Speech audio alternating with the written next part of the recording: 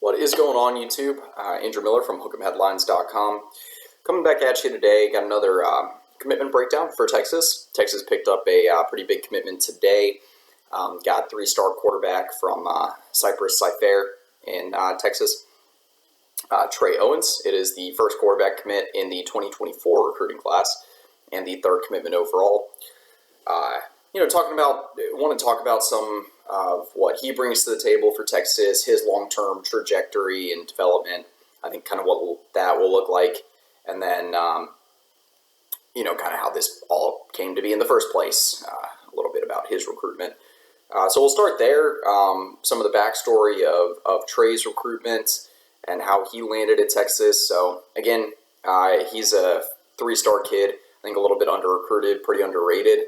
Out of Cypher High School in 2022. He was a first-year starter for Cypher, and Texas really did some nice early scouting work here. Texas picked up on him pretty early, even before most of the FBS offers he had came his way. So in terms of what Steve Sarkisian and AJ Milwee were able to do with this early evaluation, I think that they did really nice work here. But yeah, Texas had him on campus a lot since last spring. Roughly a half dozen visits that he's taken to the 40 acres just in 2022, I believe. And then, there was really one visit to me that stuck out in this recruitment that shows really how well Texas' staff planned this whole thing out, orchestrated this recruitment. I do believe it was the weekend of Arch Manning's official visit to Austin that Trey Owens was also on campus for an unofficial visit. And again, he was a frequent visitor on campus last year, but I think having Trey as I believe he was the only other quarterback visitor on campus that weekend. That was very intentional, obviously, by Milwee and Sark. At this point, the two quarterback commits in the last two cycles are now Trey Owens and Arch Manning. So Texas very clearly planning out what they want the kind of line of talent to look like at the quarterback position. Trey Owens ends up committing to Texas. He didn't have a ton of Power 5 offers. There were just a handful. It's like Texas, Texas Tech, Baylor, and then also had some offers from UTSA, SMU, Houston. So not a super highly recruited kid, but Texas found him even before most of his FBS offers rolled in last fall. So I think nice work there. Has a great connection with Milwee, with Sark, pretty much the entire Texas staff. It seems like he's just kind of found that vibe with Steve Sarkisian in a similar way to when they were recruiting Quinn Ewers out of the portal last offseason, and then when Texas was heavily involved in the recruitment of Arch Manning before landing him last summer. So knowing that connection there, or knowing that Sark and Owens have that connection there, that gives me a little bit of confidence in terms of the scouting job and the fit, because Sark usually doesn't go after three-star quarterbacks as hard as he's pursued Owens. So something of note, but kind of use this as a transition point here, talking about Owens' game, what he brings to the table. And there's kind of two words that I've liked to use to describe Owens in terms of his strengths and his game. The first one just being I guess this is two words in and of itself, but big arm and then composure. So we'll start with the arm strength and just some of the arm talent that he brings to the table. That's something that's, at least to me, is the first thing that jumps out when you're watching any of his film or highlights. He has that arm that can make all the throws necessary in Sark's offense. That's the first thing. I think that's the first thing that jumped out to Sark and Milwee too. The deep ball is there. He's got really good zip, placement, accuracy on intermediate throws, even when it's between the numbers. That's one of my favorite parts of his game, is that he's really got that timing, that anticipation, and that placement on the ball where it usually takes a while for quarterbacks to be able to develop the ability to really fit those balls in the tight windows between the numbers, whether it be kind of a short crosser, or some guy coming out of the slot, finding someone in the flats, whatever that be. That's a special throw to be able to make. And again, I mentioned it earlier. He was a first-year starter at Cypher last season. So that's really special to see.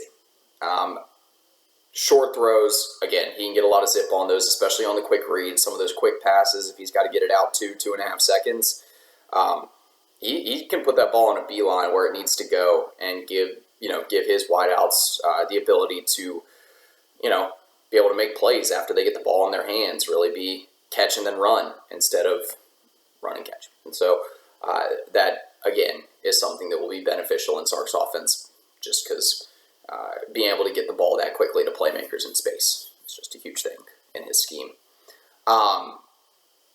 The last thing I really want to mention when I'm just talking about the arm talent that he brings to the table, some of the arm strength and accuracy, is the ability to, this is probably one of the more specific things, but the ability to place the ball in like the right window and time it right on some of those boundary throws. I've noticed that a lot in his film, that I will say these words a lot, timing and anticipation, but the timing, anticipation, and placement to be able to get those contested balls in an advantageous spot for your receiver on the boundary, that takes a lot of touch, and that takes like a really good on-the-fly reading ability of where your receiver is on the field and how you can let him make a play on the ball.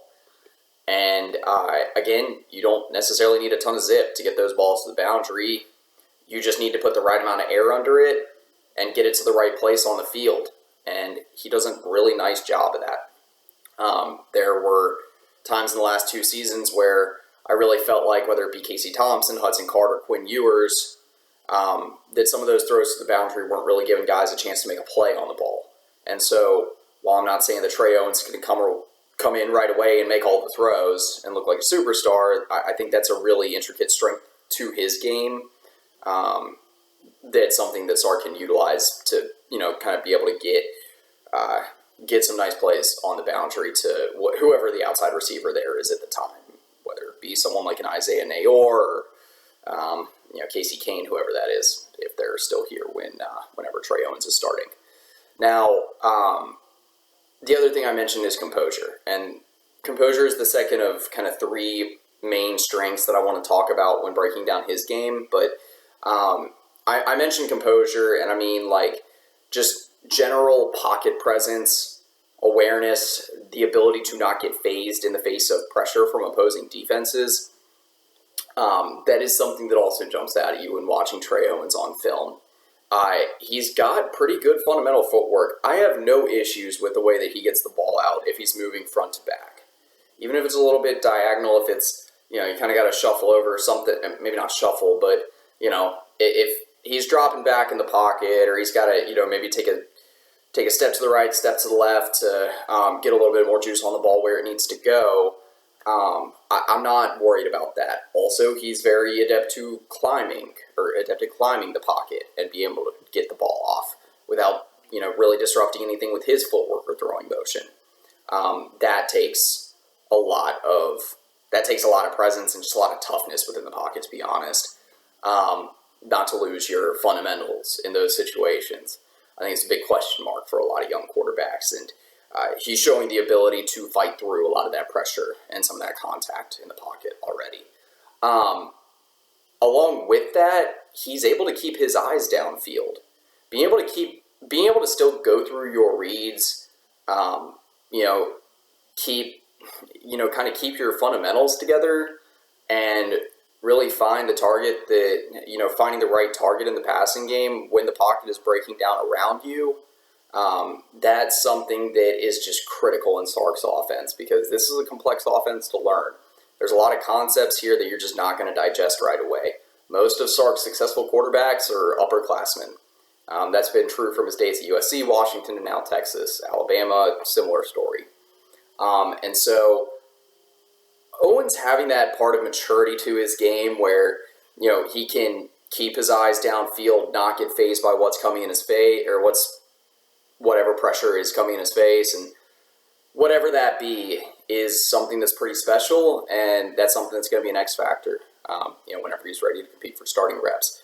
And kind of the third thing that I wanted to mention that I just find is, a major strength or just a major plus that he brings to the table, and it kind of plays off some of that composure that I was talking about here just a moment ago, but the ability to the ability to adjust your arm angles and your throwing motions, it's not like at the level of someone like a Mahomes or a Quinn Ewers. That's not what I'm saying, but he can throw from a three-quarter or a sidearm throwing motion, at least mostly what I've seen from camp settings, but also some in-game.